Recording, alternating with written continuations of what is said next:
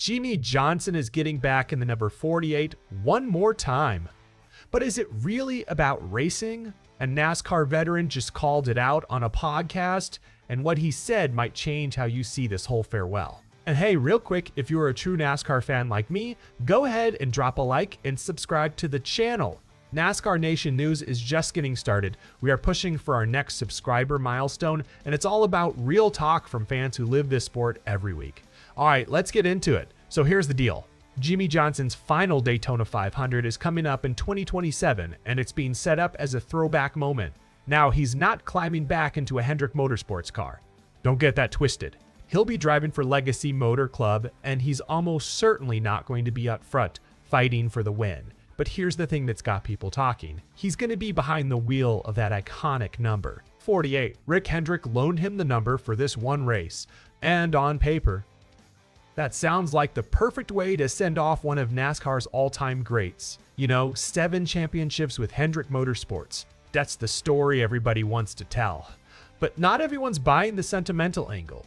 Former Cup Series driver Ken Schrader spoke about it on the Schrader podcast alongside Kenny Wallace.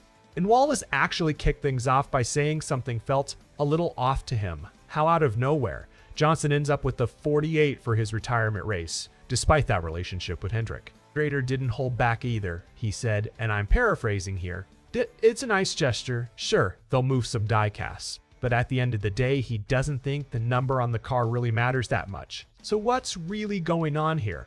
For Johnson, this is his last shot at one more Daytona moment. Even if a third Daytona 500 win probably isn't realistic in a Legacy Motor Club car. For Hendrick, though, Schrader suggests it's more about tapping into the nostalgia, getting longtime fans fired up, and yeah, probably helping merchandise sales along the way.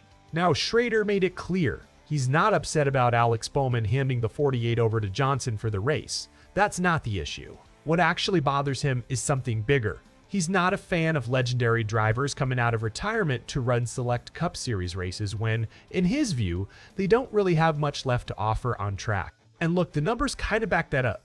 Johnson has struggled since the next-gen car came in back in 2022. In his limited start since then, he hasn't won a single race. He finished 29th in the 2026 Daytona 500, then followed that up with a 28th place finish in the Onduril 250 at Naval Base Coronado. Just one top 5 finish over the last 3 years. That's a tough stat to sit with when you're talking about a guy who's won 83 Cup Series races in his career. Schrader's take is pretty simple.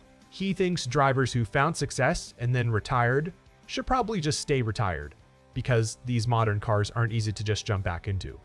So where does that leave us? Whether you see it as a calculated marketing move or a genuine heartfelt tribute, Johnson climbing back into that 48 is going to stir up emotions either way.